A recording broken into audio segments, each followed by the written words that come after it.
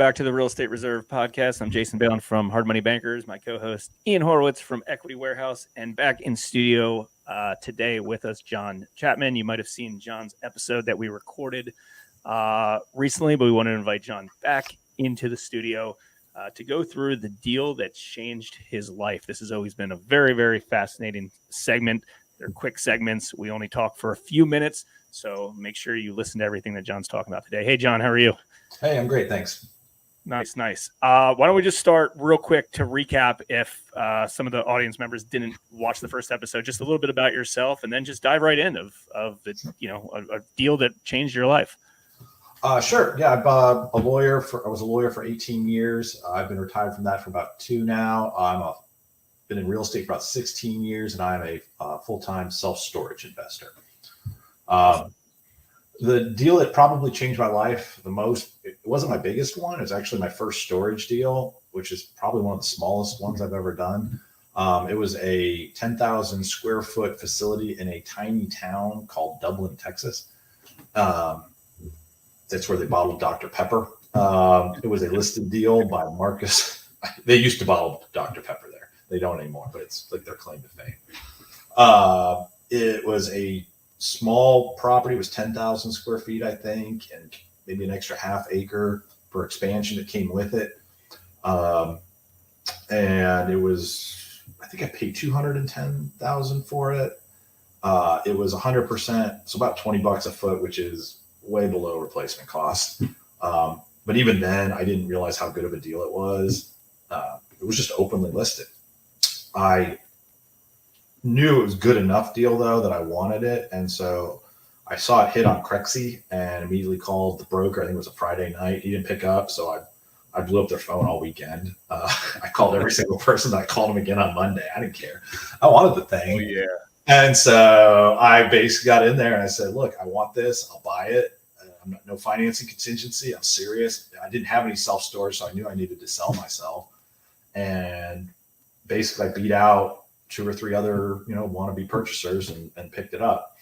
I purchased it. I think I put $50,000 down on my own money, and then used private money from a buddy of mine to help purchase it. The other 150 or 160, and then it was 100% full when I purchased it.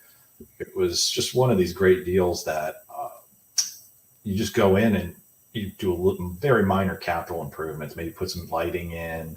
It didn't even have a fence or security cameras, and I just raised the rents and optimized the systems. And I mean, it was just crazy. I mean, nearly probably double the value within 4 months, 5 months. But more so than even the financial metrics, it got me started in storage. It provided an anchor point from which to send all my marketing and try to pick up other facilities nearby. Looking back, it was too small to be on its own, just in a one-off town. 10,000 square feet isn't big enough. But it just got me started. It also gave me experience with expanding storage. Because of that half acre lot, I got to learn.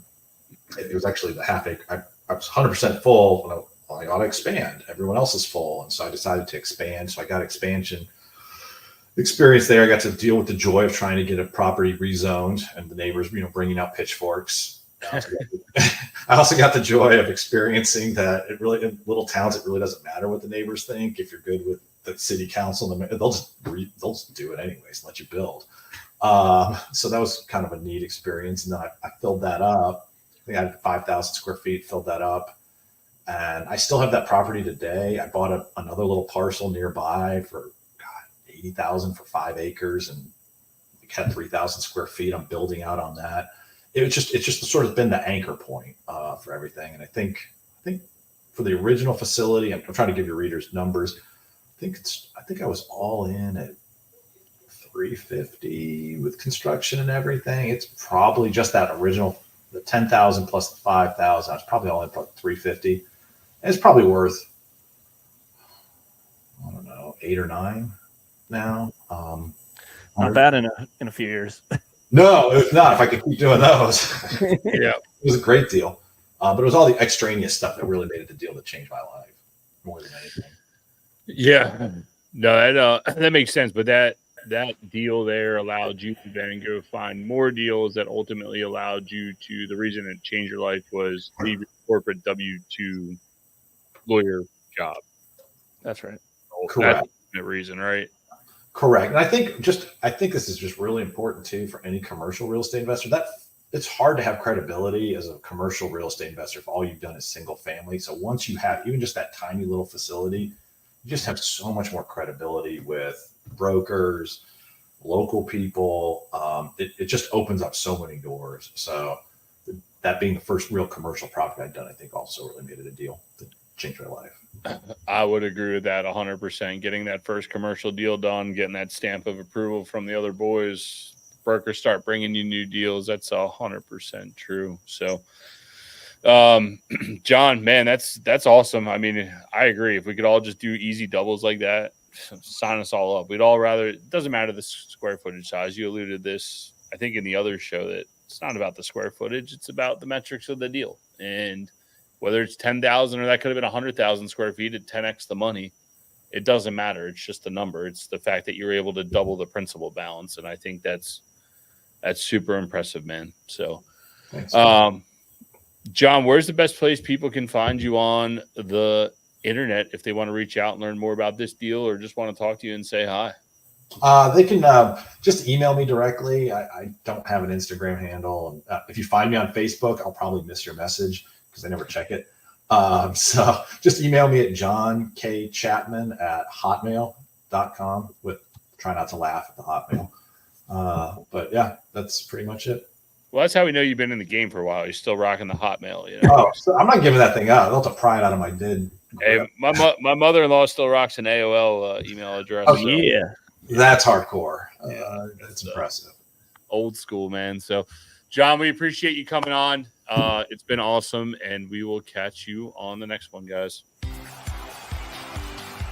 Thanks for tuning in to the Real Estate Reserve podcast. Do us a favor and like, comment, and share our broadcast.